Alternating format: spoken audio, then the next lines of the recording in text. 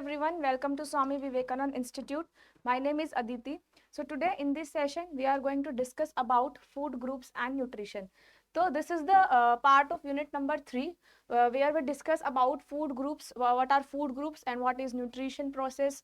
कैसे हमने पहले वाले सेशन में न्यूट्रिएंट्स की न्यूट्रिशन की कुछ टर्म्स पढ़ी थी, तो उन्हीं टर्म्स को हम आके यहाँ पर फॉलो करते हैं, उन्हीं टर्म्स के बारे में हम यहाँ पर डिस्कशन करते हैं. तो यहाँ पे फूड ग्रुप और न्यूट्रिशन का मतलब क्या है? Food plays a crucial roles in our life. It is termed as life giver. Food को हम लाइफ गिवर बोलते हैं. As one can not exist without food. कोई भी फूड के बिना एग्जिस्ट नहीं कर सकता. आफ्टर एयर एंड वाटर हमारे पास सिर्फ फूड ही है जो हमारी सर्वाइवल के लिए बहुत ज़्यादा इंपॉर्टेंट है. With nutritive and nourishing components food influence the health of an individual. Food जो है वो हेल्थ को इन्फ्लुएंस करता है. फूड का मतलब क्या है? Any substance of a plant और animal origin that are edible and function to nourish the body of an individual. तो फूड का यहाँ क्या फंक्शन है? एडिबल होता है जो कि हमारी बॉडी को नरिशमेंट प्रोवाइड करता है. It generates energy after the process of ingestion, digestion and absorption such that it is utilized by the body for its various function. तो यहाँ पर क्या है? एनर्जी जनरेट करता है फूड. कहाँ पर? जब हमारी बॉडी में ये सारी जो है प्रोसेसेस होती है. कौन कौन सी प्रोसेस होती है? सबसे पहले इंजेशन, जिसमें हम फूड को इंजेस्ट करते हैं. Digestion, where food is digested. And absorption, where the food is absorbed in the intestine. And इसके साथ यहाँ पर एक एसिमिलेशन भी होती है जहाँ पर फूड जो है कंप्लीटली एब्जॉर्ब होके बॉडी में ट्रांसपोर्ट हो जाता है. उसको हम बोलते हैं एसिमिलेशन प्रोसेस. तो यहाँ पे कुछ ऐसी टर्म्स हैं, कुछ ऐसी प्रोसेसेस हैं जिनके बारे में हम डिस्कस करने वाले हैं. तो जब भी पहले हम फूड को खाते हैं तो सबसे पहले होता है इंजेशन, जो कि होता है माउथ, जिसको हम बकल कैविटी बोलते हैं. यहाँ पर एक एंजाइम प्रेजेंट रहता है सलाइवरी अमाइलेज, जो कि स्टार्च को डाइजेस्ट करने में हेल्प करता है. तो सलाइवरी अमाइलेज क्या करेगा? स्टार्च जो होगा, कार्बोहाइड्रेट का जो स्टार्च होगा, उसको डाइजेस्ट करने में मदद करेगा. तो यहाँ पर इंजेक्शन के टाइम पे माउथ में सबसे पहले फूड हम च्यू करते हैं. देन वहाँ पे सलाइवरी अमाइलेज अपना एक्शन दिखाता है, जिसमें से स्टार्च जो है, स्टार्च होता है एक कॉम्प्लेक्स कार्बोहाइड्रेट. स्टार्च क्या है? यहाँ पर जो आपका कार्बोहाइड्रेट होते हैं, कॉम्प्लेक्स कार्बोहाइड्रेट होते हैं, वो यहाँ पर इंजेक्शन के टाइम पे जब आप च्यू कर रहे हो फूड को, with the help of salivary amylase it get converted into the starch. और स्टार्च से वहां पे simple complex carbohydrate gets broken down into the simpler substance. यहाँ पर जो कॉम्प्लेक्स कार्बोहाइड्रेट है वो सिंपलर सब्सटेंस में ब्रेक डाउन हो जाते हैं, जिसको हम बोलते हैं ग्लूकोज. ये ग्लूकोज जो है बॉडी में एब्जॉर्प्शन हो जाता है. फर्दर इसका एब्जॉर्प्शन होता है. नाउ यहाँ पे पहली प्रोसेस क्या हुई? इंजेशन. इंजेशन मतलब जब हमने फूड खाया, फूड को च्यू करा, तो वहां पे सलाइवरी अमाइलेज ने क्या करा? जो कार्बोहाइड्रेट आया है फूड से वो ब्रेक डाउन कर दिया into the simpler form. Simpler form is glucose and then glucose is utilize and absorb by the body. Now यहाँ पे प्रोसेस होती है इंजेशन. इंजेशन प्रोसेस में क्या होता है? इंजेशन प्रोसेस मैंने आपको बता दिया. डाइजेशन. डाइजेशन जो होता है ये होता है स्टमक में. This take place in stomach. यहाँ पर क्या होता है? स्टमक में प्रॉपर डाइजेशन होता है. जो भी आपका सिंपलर सब्सटेंस जो ब्रोकन डाउन हो गए हैं उसका यहाँ पर क्या होता है? डाइजेशन होता है. इसमें बेसिकली यहाँ पर आपका स्टमक में HCl, म्यूकस, ठीक है, हाइड्रोक्लोरिक एसिड रहता है, म्यूकस रहता है. तो हाइड्रोक्लोरिक एसिड क्या करता है? उसकी वॉल को प्रोटेक्ट करके रखता है, ताकि जो म्यूकस है वो स्टमक की वॉल को प्रोटेक्ट करके रखता है ताकि HCl जो है वो बाहर ना आए. तो यहाँ पे हाइड्रोक्लोरिक एसिड जो प्रेजेंट रहता है, और बाकी यहाँ पर म्यूकस हो गया, पेप्सिन एंजाइम हो गया जो कि प्रोटीन को डाइजेस्ट करने में हेल्प करता है. तो यहाँ पे बहुत सारे एंजाइम्स प्रेजेंट होते हैं जो कि प्रोटीन डाइजेशन करते हैं, जैसे कि पेप्सिन. पेप्सिन क्या करता है? प्रोटीन को डाइजेस्ट करने में हेल्प करता है. तो यहाँ पर क्या होगा? डाइजेशन में जितने भी आपके मिनरल्स होंगे, वाइटामिन होंगे, कार्बोहाइड्रेट जो टूट कर आए सिंपलर फॉर्म में, वो सारा डाइजेशन हो जाएगा. और फिर उसके बाद होता है एब्जॉर्प्शन, जो कि होता है स्मॉल इंटेस्टाइन में. तो एब्जॉर्प्शन में क्या होगा? स्मॉल इंटेस्टाइन में जो आपके पास विलाई प्रेजेंट रहते हैं, स्मॉल इंटेस्टाइन में छोटे छोटे फिंगर लाइक प्रोजेक्शंस होते हैं जिसको आप बोलते हो विलाय. ये विलाय क्या करते हैं? इनका सरफेस एरिया बहुत बड़ा होता है, तो ये मेन प्रॉपर एब्जॉर्प्शन में हेल्प करता है. विलाय के बाद एब्जॉर्प्शन होने के बाद जो फूड है उसका एसिमिलेशन होता है लार्ज इंटेस्टाइन में. एसिमिलेशन का यहाँ मतलब है फूड जो है यहाँ पर आपका कंप्लीटली एब्जॉर्ब होके ट्रांसपोर्टेशन होता है बॉडी में. मेनली यहाँ पे वाटर एब्जॉर्प्शन हो जाता है और जो भी आपका फूड एब्जॉर्ब हुआ है वो बेसिकली यहाँ पे ट्रांसपोर्ट कर दिया जाता है in the various part of the body. तो this is a process of assimilation जहां पर complete absorption take place. Now यहाँ पर एसिमिलेशन के बाद इजेशन आता है, जब का फूड कंप्लीटली आपका एब्जॉर्ब हो जाता है, यूटिलाइज हो जाता है बॉडी में, तो जो वेस्ट मटेरियल बचता है that is excreta, and that excreta is removed out from the body with the help of the excretion process. तो ये सारी होती है यहाँ पर प्रोसेस जिसमें इंजेशन, हम फूड को लेते हैं, डाइजेशन में फूड डाइजेस्ट होता है, देन यहाँ पे फूड का क्या होता है, एब्जॉर्प्शन होता है, देन असाइमिलेशन होता है, उसके बाद यूटिलाइजेशन हो जाता है बॉडी में, देन वहां पर क्या होता है, ingestion process take place. Now what are food groups? Food group का मतलब क्या है, यहाँ पर there is a collection of food that share similar nutritional properties. तो इसमें फूड ग्रुप्स में वो फूड आएंगे जिनकी सेम प्रॉपर्टीज रहेगी। जैसे मान लो मैं अगर मिल्क प्रोडक्ट्स की बात करूं, तो यहाँ पे जितने जो, अगर मान लो मैं सिंपल मिल्क ले रही हूँ तो वो उसकी प्रॉपर्टीज क्या है, सेम रहेगी, ठीक है। वहीं पर अगर मैं मिल्क से कुछ चीज बना रही हूँ या फिर मिल्क से कोई और प्रोडक्ट बना रही हूँ, तो वहां पे भी उसकी कॉम्पोजिशन क्या रहेगी, सेम रहेगी, प्रॉपर्टीज तो मिल्क वाली ही रहेगी ना। तो यहाँ पे फूड ग्रुप में ऐसे ग्रुप्स हम लेते हैं जिनकी सिमिलर न्यूट्रिशनल प्रॉपर्टीज रहती है। Now coming to the classification of food group.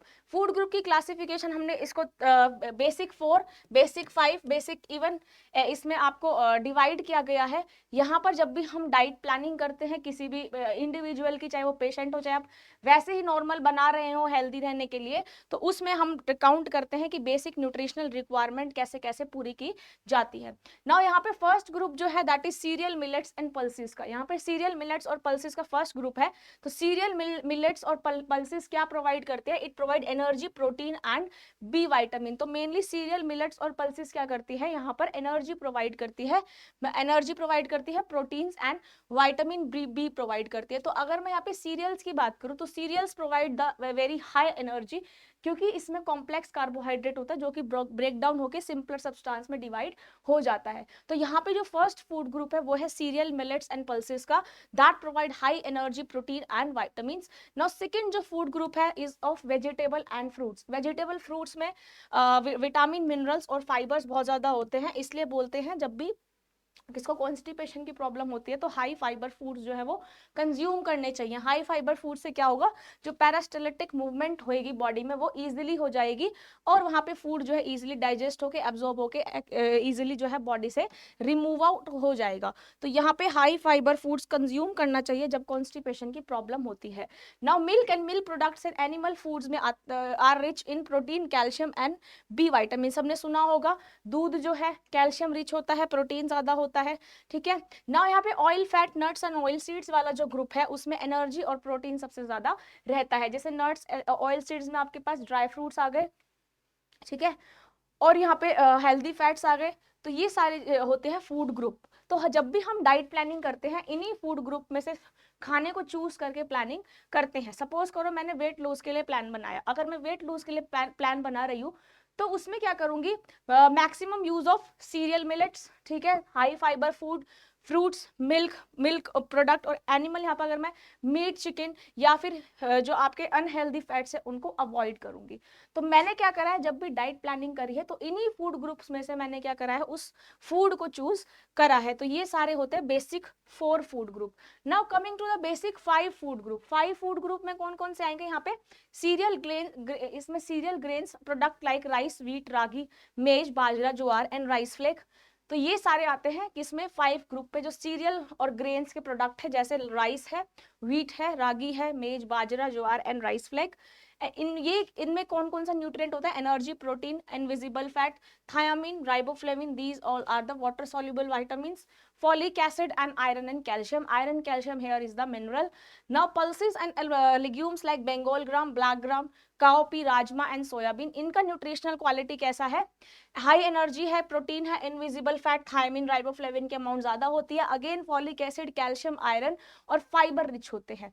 Next coming to the third category which is milk and meat product. Meat and milk product भी क्या है, protein, fat, riboflavin, calcium, protein और fat इनमें ज्यादा होता है। फ्रूट वेजिटेबल जो है जैसे आपकी guava, lemon, tomato, papaya, orange, sweet lime and watermelon, they are rich in carotenoids, vitamin C, riboflavin, folic acid, iron and fibre. Now next group is green leafy vegetables, जैसे आपके पास spinach है, drumstick है, fenugreek, coriander leaf. They are rich in riboflavin, folic acid, calcium, fibre and carotenoid, folic acid, calcium and fibre. तो ये सारे होते हैं आपके ग्रीन लीफी वेजिटेबल्स के न्यूट्रिएंट। फैट और शुगर, जैसे आप यहाँ पर butter, ghee, hydrogenated fat, cooking oil, sugar, jaggery, they are essentially fatty acid and fat soluble vitamins. Energy और आयरन इसमें सबसे ज्यादा होता है। तो ये सारे होते हैं कुछ फूड ग्रुप्स जिनका न्यूट्रिएंट्स क्वालिटी जो है वो इस तरीके से दिखाई गई है कि इसमें कौन कौन से न्यूट्रिएंट्स पाए जाते हैं, कितनी कितनी अमाउंट में पाया जाता है। जैसे सीरियल ग्रेन्स है, they are rich in energy and carbohydrate. तो ऐसे हम फूड ग्रुप्स को चूज करते हैं। This is the basic 5 food group.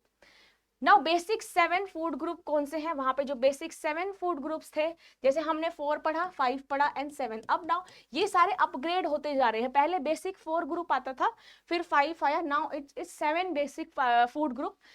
First food group में आता है ग्रीन एंड येलो वेजिटेबल्स। इस ग्रीन और येलो वेजिटेबल्स जो होते हैं, they are rich in carotenoid, ascorbic acid and iron.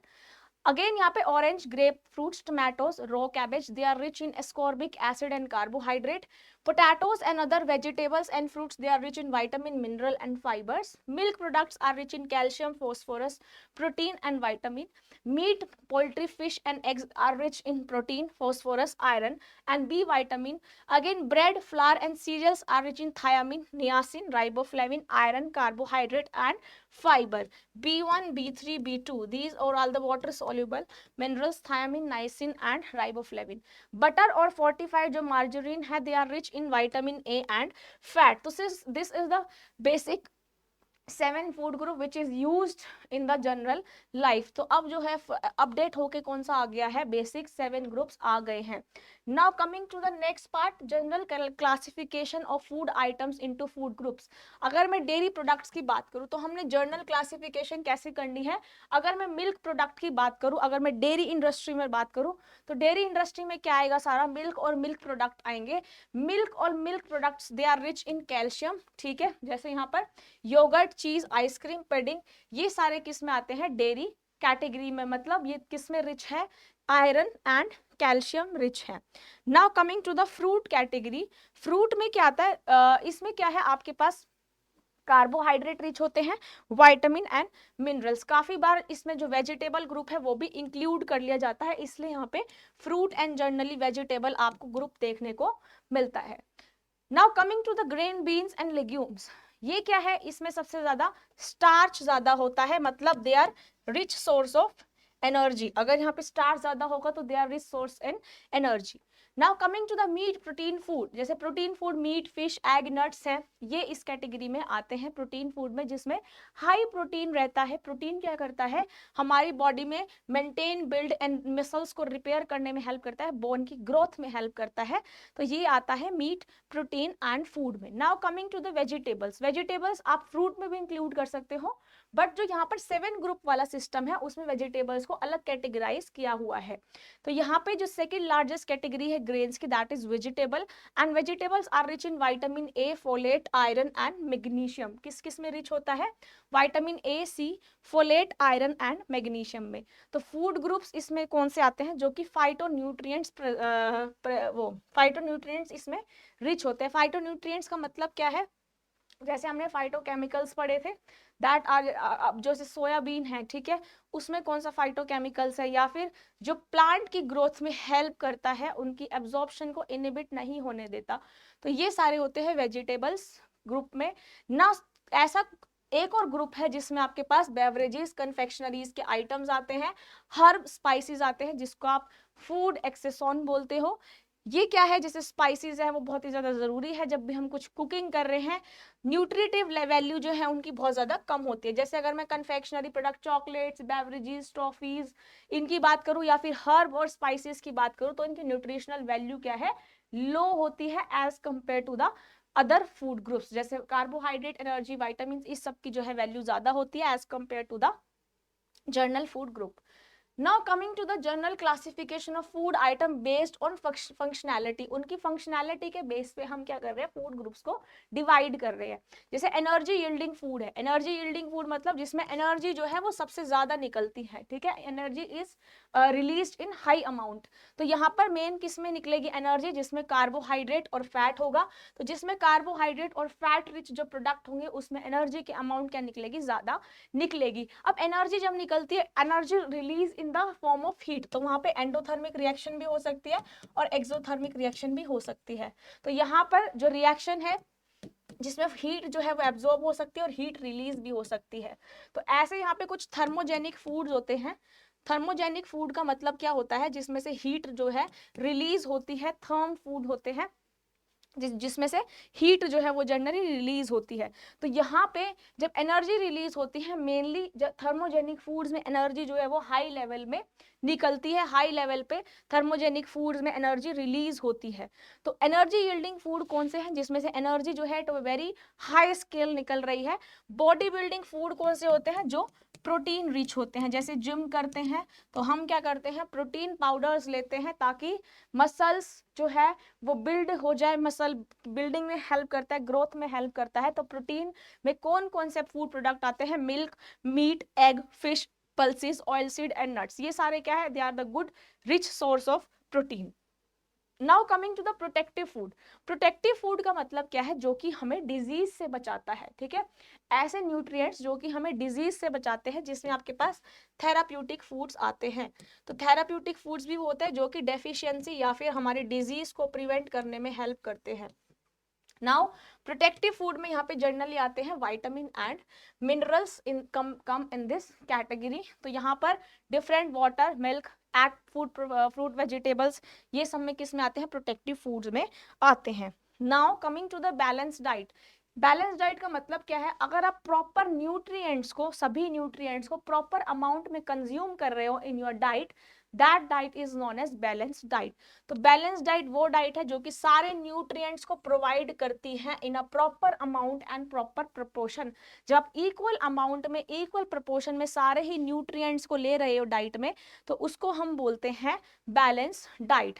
Balance diet, इसमें आप ब्लेंड फूड भी यूज कर सकते हो। जो क्वांटिटीज है वो वेरी करती है with the age, number, physiological status and physical activities. Of course एक ओल्ड एज पर्सन है और एक चिल्ड्रन है, तो उसमें दोनों की न्यूट्रिशनल रिक्वायरमेंट क्या रहेगी, डिफरेंट रहेगी। तो हम डिफरेंट डिफरेंट फूड को चूज करेंगे फ्रॉम द फूड ग्रुप्स, क्योंकि सबकी एनर्जी रिक्वायरमेंट क्या है, डिफरेंट है, सबकी न्यूट्रिशनल वहां पे नीड क्या है, डिफरेंट है। तो यहाँ पर जो ओल्ड एज वालों के लिए बैलेंस डाइट बनेगी वो अलग से फॉर्म होगी, क्योंकि उनकी न्यूट्रिशनल नीड, बेसिक नीड्स अलग है। और वहीं पे अगर मैं चिल्ड्रन की बैलेंस डाइट की बात करूं तो उसमें न्यूट्रिएंट्स पूरे होंगे, साथ ही साथ उनकी डाइट हमें क्या करनी पड़ेगी, it vary with the age, ठीक है। जो चिल्ड्रन है उनकी अलग बनेगी वेल बैलेंस डाइट, एंड जो अगर मैं ओल्ड एज पीपल की बात करूं, एजेड लोग की बात करूं, तो उनकी बैलेंस डाइट में बहुत ज्यादा डिफरेंस आता है। तो किस पे डिपेंड करता है balance diet, age, gender, physiological status and physical activity पे भी यहाँ पे वेरी करता है।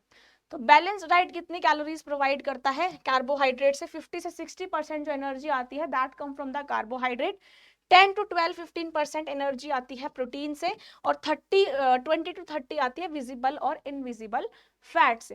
तो बैलेंस डाइट जब भी हमें लेनी है तो हमें क्या करना है, प्रॉपर न्यूट्रिएंट्स को कंज्यूम करना है in the equal amount and in equal proportion. Now balance diet should provide other nutrients, जैसे आपके डाइटरी फाइबर्स, एंटीऑक्सीडेंट, फाइटोकेमिकल्स, जो कि हमें पॉजिटिव हेल्थ बेनिफिट्स भी प्रोवाइड करते हैं। एंटीऑक्सीडेंट्स क्या होते हैं, जो कि it act as also preservative, जो कि फ्री रेडिकल मैकेनिज्म को ऑक्सीडेटिव डैमेज करने में हेल्प करते हैं। तो ये भी आता है बैलेंस डाइट के अंदर।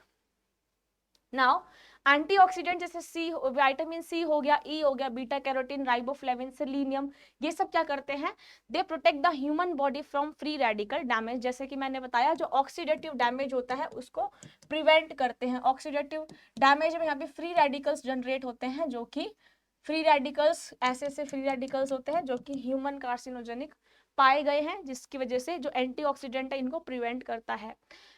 अगर बैलेंस डाइट अच्छी होगी तो आप क्या होगा, आपका न्यूट्रिशनल जो नीड्स है वो सब अच्छा होगा, ठीक है। अगर न्यूट्रिशनल नीड्स आपकी फुलफिल हो जाएगी तो बॉडी में किसी भी तरह की डिजीज जो है वो नहीं रहेगी।